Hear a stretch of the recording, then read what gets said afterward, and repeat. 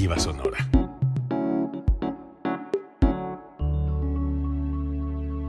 Código Libre.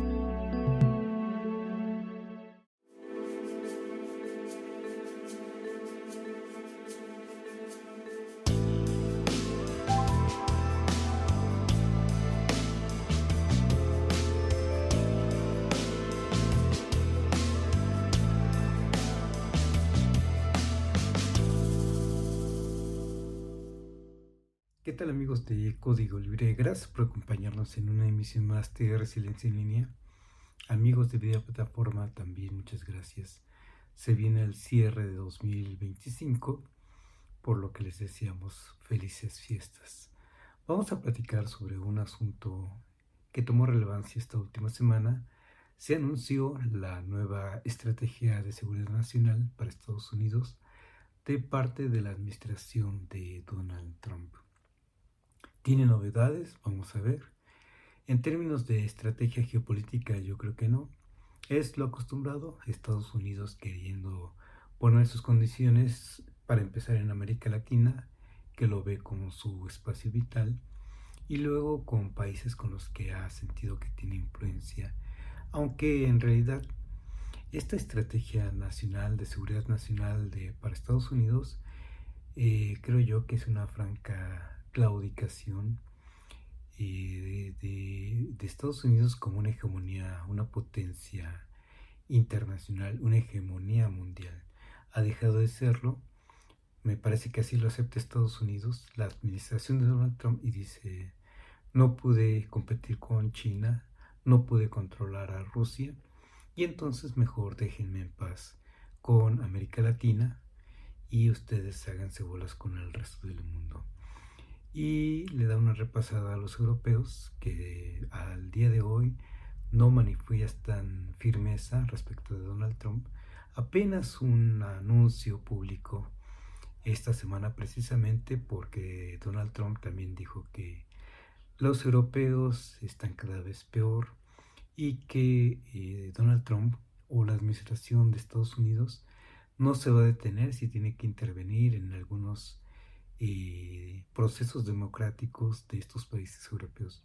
A lo cual los europeos por fin reaccionan diciendo que no pueden aceptar una injerencia de ese tipo, y menos de un país que se dice aliado a ellos, y se refiere a Estados Unidos y se refiere a Donald Trump. Así que yo diría nada nuevo, más bien mucha franqueza de parte de la administración de Donald Trump. Y estoy diciendo administración de Donald Trump porque ya no es Donald Trump solo, que por otro lado tal parece que también está manifestando su condición de persona mayor, ya cerca de los 80 años, que ya incluso se empieza a quedar dormido en los eventos públicos, en reuniones públicas.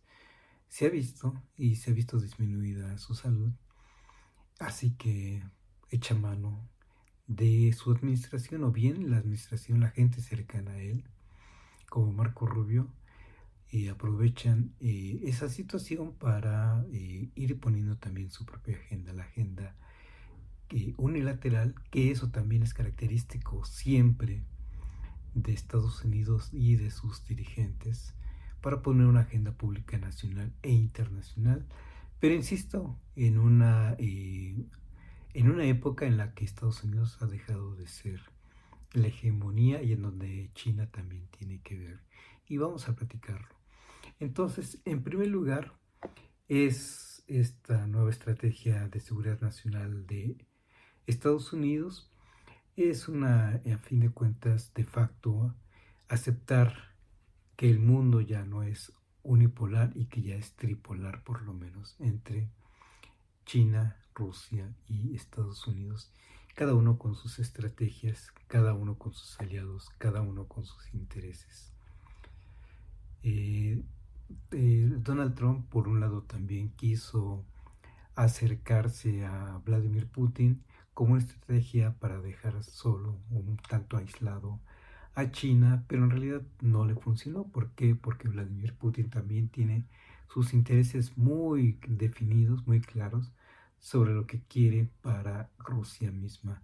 Y esa es una gran diferencia entre esos líderes dominando potencias en donde no están viendo por fines propios, intereses propios personales, sino para fines de sus estados-nación. Esa es una circunstancia importante. Vladimir Putin la tiene para Rusia, y Xi Jinping lo tiene para China, y Donald Trump hay que aceptarle que también lo tiene para Estados Unidos, aunque con una arrogancia y una prepotencia que simplemente lo ha ido bloqueando de sus aliados y simplemente no puede competir con China para empezar. Vamos a ello. La nueva narrativa entonces Donald Trump solo es dura, solo es muy franca, diciendo lo que todo el mundo ha sabido en toda la historia de la hegemonía estadounidense, que ha montado dictaduras, que ha montado golpes de Estado en América Latina y en otros países para quedarse con aliados. Y esos aliados que nunca faltan, esos aliados que no faltan en América Latina y que no faltan en el mundo. Pero ni puede controlar el comercio ya a Estados Unidos, ni puede controlar militarmente a las potencias emergentes como China, y un control geopolítico menos. Un poder geopolítico en la región sí. Lo que sí se ve es que entonces deja de ser una hegemonía mundial, el policía del mundo, y ahora se conforma con ser un policía regional o un policía de barrio, incluso si nos ponemos en plan sarcástico. Interpretaciones, sí, claro, muchas, esta es la nuestra, que a fin de cuentas Estados Unidos, por mucha retórica, mucha agresión verbal de parte de Donald Trump y mucha agresión física hacia, por ejemplo, las lanchas que están cruzando por Caribe, en un momento también por México, pues solo es eso, solo es estar causando daño a una población vulnerable que no puede oponer resistencia. Y ahora anuncia este martes 16 de diciembre que va a bloquear el tránsito de todos los buques petroleros que salgan de Venezuela o intenten salir de Venezuela. Lo quiere bloquear, precisamente quiere hacer un bloqueo hacia Venezuela. ¿Qué puede pasar después? Está tal parece que tratando de obligar a Nicolás Maduro, presidente de Venezuela, a negociar. Tampoco es nuevo que Estados Unidos a fin de cuentas puede negociar con esos líderes, así sean de izquierda. Tampoco es nuevo que esos líderes de izquierda también puedan negociar con Estados Unidos y que la relación sí sea fría, pero que sea funcional. Lo mismo con China y lo mismo con Vladimir Putin. Esa es la historia de siempre. En eso me parece que tampoco hay novedad, más bien las formas del cómo. Maduro, si es inteligente, entonces se acercará a una negociación, quizá no lo más adecuada para él mismo, pero sí lo más adecuada para que siga funcionando el proyecto que él representa en Venezuela, porque de lo contrario está muy puesta otras personalidades como María Corina Machado para ocupar la presidencia de Venezuela, al servicio, claro, de Estados Unidos. ¿Qué más podemos decir? China, vamos a ver un poquito, adentrarnos al asunto de China. Estados Unidos entonces tiene serios problemas de excesivo gasto público interno y externo. Por eso desde que inició la administración de Donald Trump, y lo dijimos en un programa aquí mismo en Resiliencia en Línea, lo dijimos recién empezaba el gobierno de Donald Trump, lo dijimos en febrero de 2025. Desde entonces manejábamos la idea de que claudicó ya a hacerse cargo de la seguridad del mundo, de autoproclamarse como el policía del mundo. ¿Por qué? Porque simplemente no puede seguir financiando todo ese gasto excesivo en lo interno y en lo externo. Y entonces ha ido soltando la cabeza, el control de ciertos organismos internacionales que lo ayudaban precisamente a mantener controlado este orden internacional.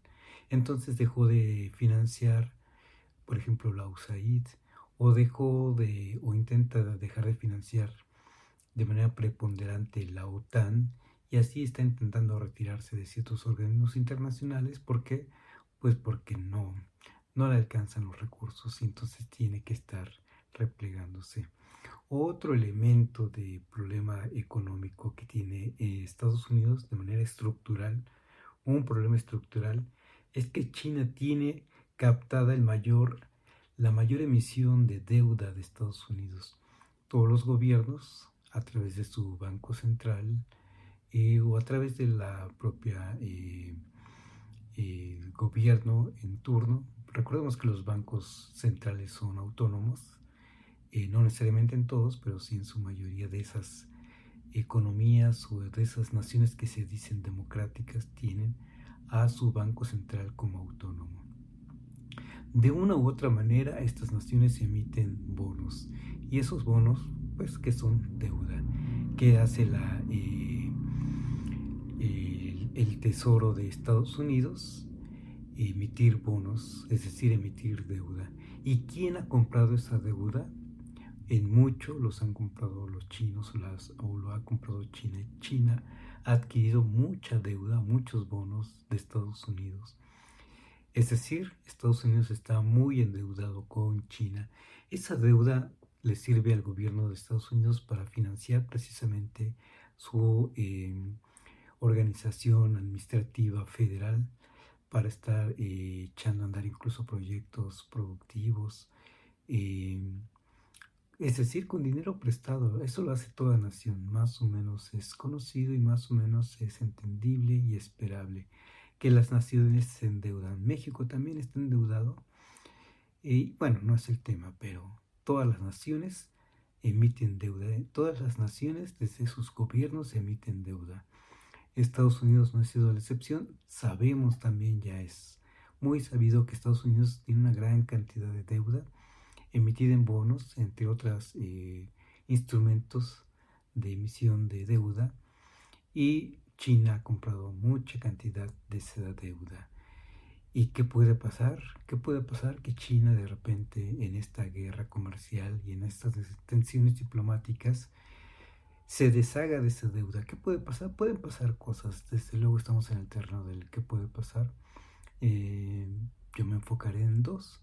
Una, que China, como efectivamente lo podemos ver en los diferentes reportes, está empezando a deshacerse de esa deuda de Estados Unidos, o de esa deuda emitida por el gobierno de Estados Unidos. ¿Qué puede pasar con esto? Que China, al dejar libre, digamos así, que deja libre sus bonos emitidos por el Tesoro de Estados Unidos, a fin de cuentas los lanza al mercado, vuelve a lanzar estos bonos, o estos bonos vuelven a quedar en el mercado, y a fin de cuentas puede implicar que se abarate los bonos de Estados Unidos, y eso implique que, para que sea atractivo esos bonos estadounidenses para el mercado financiero, pues precisamente el Tesoro tenga que incrementar la tasa de interés que ofrece, para que otros privados u otras instancias u otros gobiernos se animen a adquirir esos bonos. Y eso puede provocarle problemas serios financieros a Estados Unidos. La otra que también puede estar pasando es que China no quiere tener ya a fin de cuentas, unos bonos, ese tipo de deuda contratada, para China le está representando inversión en este caso en dólares. Ya no quiere tener esa inversión en dólares, se deshace de ella y está invirtiendo, por ejemplo, en oro, o está invirtiendo en otra moneda, y eso puede estar entonces debilitando a la divisa de Estados Unidos, al dólar estadounidense, como una divisa central. ¿Por qué? Porque sus bonos están perdiendo interés en el mundo. Estos bonos desde luego no dejan de comprarse, pero para que los inversionistas los compren, precisamente el país emisor tiene que estar generando mayores tasas de interés para que sean atractivas. Y eso provoca que el gobierno, en este caso de Estados Unidos, se endeude aún más. A fin de cuentas, por lo que veo entonces, en resumidas cuentas, por estos dos puntos que les comento, es que son malas noticias para Estados Unidos. Por un lado, que la gran cantidad de emisión de bonos emitidos por Estados Unidos está en manos de los chinos, y por otro lado, que los chinos empiezan a vender o empiezan a deshacerse de esas emisiones de bonos estadounidenses, porque entonces, por un lado, tiene que devolver ese dinero a los portadores de esos bonos, tiene que estar reembolsando ese dinero, y por otro lado lo descapitalizan. En fin, desde luego no es, desde luego es complicado este asunto financiero, pero más o menos puede estar por ahí. A fin de cuentas, son malas noticias, me parece, para el gobierno de Estados Unidos haber emitido tantos bonos y en su momento no haberse dado cuenta de que China empezaba a emergir como una potencia y que una de sus estrategias era contar con dólares estadounidenses, que en su momento le funcionaron a China para apuntalar, apalancar su economía. En fin, podemos decir más cosas, pero dejémoslo ahí, porque sí pueden ser complicados estos temas, pero dejémoslo ahí. A fin de cuentas, malas noticias para Estados Unidos. ¿Qué pasa con América Latina? Sí, América Latina desde luego vive en una situación complicada, como siempre la ha vivido respecto de Estados Unidos, como siempre, porque se debe a Estados Unidos la gran cantidad de golpes de Estado, desestabilizaciones sociales que Estados Unidos ha encabezado de manera secreta o no hacia América Latina, o intervenciones directamente en contra de estas naciones, tomándolas por asalto incluso en algunas ocasiones. Sobran los ejemplos. Básicamente todos los países latinoamericanos han tenido que padecer de estas intervenciones directas o secretas de parte de Estados Unidos. Entonces, en esto tampoco hay mayor sorpresa. Estados Unidos sigue requiriendo de América Latina. Estados Unidos sigue en estas intentonas de golpes o de amenazas o de intervenciones militares. Ahora es Venezuela donde recae esa gran amenaza. Y Estados Unidos sigue necesitando de esos vasallos que encuentra en América Latina, unos vasallos que además, gustosos, se ofrecen a los intereses de Estados Unidos, y eso también ha sucedido desde hace mucho tiempo. Ahora contamos, o América Latina, lástima para América Latina, cuenta con, o Donald Trump cuenta con Javier Milei y cuenta con María Corina Machado, venezolana, progolpista, ganadora del Premio Nobel de la Paz, que a la vez fomenta, patrocina un golpe de Estado en Venezuela. Vaya cosas. Y ahora cuenta con José Antonio Kast, presidente electo de Chile, y así puede estar contando con Nayib Bukele y tanta gente más. Se está marcando un mapa muy triste en América Latina, en donde están gobernando ahora las derechas además radicalizadas, como este señor José Antonio Kast de Chile, que también su discurso es muy parecido al de Donald Trump, que va a combatir la migración, en este caso no la migración de latinos hacia Estados Unidos, en este caso migración de venezolanos, por ejemplo, hacia Chile, o de ecuatorianos hacia Chile, peruanos hacia Chile. En fin, este asunto, este discurso de el combate a los migrantes vende, lamentablemente vende, y lamentablemente a costa de los derechos de estos migrantes, de estas personas. En ese sentido creo que tampoco no hay nada nuevo. Los sectores, ¿qué pasa con México? Que también hay sectores que les encantaría que Donald Trump intervenga militarmente en México, con tal de desestabilizar al país y con tal de por las buenas o por las malas, sacar al partido gobernante en estos momentos, a Morena y a su presidenta Claudia Sheinbaum. ¿Qué pasa con Europa? En Europa también desde julio de este año se hablaba de un día negro para Europa, porque en esos momentos su representante von der Leyen aceptó los términos de negociación, y entre comillas negociación, de Donald Trump, más bien las condiciones que Donald Trump le impuso a Europa. Recordémoslas rápidamente, en donde esas condiciones implicaron 15% de aranceles a cerca de 70 productos europeos, 650.000 millones de dólares de compras de energía estadounidense de parte de los europeos, y en donde Estados Unidos no pagará aranceles. Y en esos momentos se hablaba de un día triste, claro, ¿cómo no va a sonar triste? Y encima, ahora Estados Unidos, o Donald Trump dice, a través de esa nueva estrategia de seguridad nacional, que se reserva el derecho a intervenir en los procesos políticos, democráticos de estas naciones, incluso europeas, porque están, dice Donald Trump, están muy mal, están en un retroceso, dice Donald Trump. En fin, no ve la viga en el ojo ajeno, o en el ojo propio, más bien.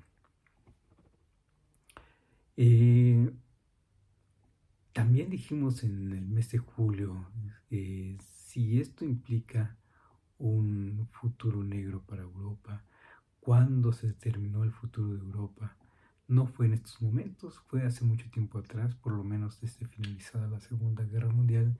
Esto ya lo platicamos en otro programa de julio, precisamente, por si les interesa, ojalá puedan verlo, reflexionamos sobre ello. Pero la pregunta aquí, tomando en cuenta lo actual y tomando en cuenta lo que sucedió en julio, es ¿hasta cuándo van a soportar a Donald Trump? Se empiezan a ver rasgos en donde ya empiezan a tomar medidas los europeos para dejar de necesitar de esa alianza con Estados Unidos. Ya hubo un acercamiento con China. Los países europeos ya también se pusieron de acuerdo para ampliar el gasto militar. Dicen ellos para defenderse. ¿De qué? Pues dicen ellos que de China y de Rusia. Pero a fin de cuentas, en realidad es porque ya no quieren depender tanto de la defensa que supuestamente les brinda Estados Unidos en su mayoría, en cuanto a gasto en su mayoría. Bueno, hace falta más. Y los europeos vamos a ver cuál es su estrategia. Su estrategia tal parece que es, digamos, similar a la de Claudia Sheinbaum, cabeza fría, no encenderse, no reclamar, no decir públicamente algo de lo que se pueden arrepentir, pero quizá ya están armando, echando a andar con más rigor esa estrategia para no depender tanto de los estadounidenses y del ánimo de su presidente en turno. No dudo que ya estén trabajando en una nueva visión de esta Europa que se ha visto desde luego agredida por todo el discurso de Donald Trump. Y ya lo veremos más adelante qué tipo de posición adopta los europeos. México, ¿qué pasa con México? Pues la verdad es que también hay que ser muy prácticos, muy pragmáticos. Sí, el asunto de la cabeza fría, pero hay que apegarnos a la realidad. Y la realidad es que México pues está en la esfera muy directa de la influencia de Estados Unidos. Y tal parece que hasta por eso mismo no la pone muy fácil Donald Trump. Donald Trump básicamente está diciéndole a México, pues solo déjense llevar por la corriente, como lo han hecho toda su historia, y nos vamos a llevar bien. ¿Qué hace México, el gobierno federal? 2 días después de esta declaración de nueva estrategia de seguridad nacional, México le pone nuevos aranceles o le impone nuevos aranceles a productos asiáticos, dice, no necesariamente chinos, pero dice asiáticos, y desde luego van a aplicar para China en primer lugar. China desde luego ya protestó diciendo que México debe de rectificar esta actitud. Claro, tiene razón China, pero claro, el gobierno federal tiene razón en que pues no hay mucho que hacer, no hay mucho que pensar. Si dependemos en 85, 90, 95% de nuestras exportaciones que van hacia Estados Unidos, si nuestro principal mercado es Estados Unidos, no hay mucho que pensar. Sí, es un gobierno de izquierda el que encabeza en estos momentos a México. En lo personal me considero afín a un pensamiento de izquierda, pero en estas circunstancias, ¿qué podemos hacer? Sí podemos empezar a entablar un nuevo proyecto, pero eso nos va a llevar tiempo. Y este nuevo proyecto, Claudia Sheinbaum lo presentó en este año, lo presentó como el Plan México y de verdad esperemos que funcione para bien, que rinda sus frutos, pero eso va a llevar tiempo para que nos manejemos con cierta independencia respecto de Estados Unidos. Va a llevar tiempo, pero ojalá que lo logremos los mexicanos. Entonces, en resumidas cuentas, Estados Unidos sigue marcando sus intereses respecto de América Latina, ya no es una potencia mundial, ya claudicó definitivamente de su intención Estados Unidos de ser esa fuerza global. Ahora es una fuerza regional, así lo acepta con este nuevo plan de seguridad nacional. Ya no pudo con la competencia con China. China veremos cómo reacciona entonces. Y tal parece que una de sus reacciones es, por ejemplo, deshaciéndose de deuda emitida en dólares estadounidenses. Y ahí están viendo cómo es que reaccionan los mercados. Y China sabe que en eso tiene una gran fuerza. Y Estados Unidos sabe que en eso tiene una gran debilidad. Y por eso es que dice, no, pues no podemos con China. No podemos, y entonces por lo menos vamos a cerrar nuestras fronteras. Y nuestras fronteras son o incluyen América Latina. En fin, así las cosas, así la actualidad. Y me hubiera gustado que hubiera sido un último programa de este año más esperanzador. Pero es una realidad que se presenta y no quería dejar de compartir con ustedes estas reflexiones. Cada quien entonces con esto y otros argumentos tomará mejores criterios, tomará los elementos que lo ayuden a construir un mejor criterio. Y bueno, vamos a despedirnos entonces. Yo les agradezco mucho que nos permitan llegar con ustedes. Agradezco a Código Libre, Felipe, Carla, Gerardo. Un saludo, un abrazo muy afectuoso y nos vemos la próxima. Gracias.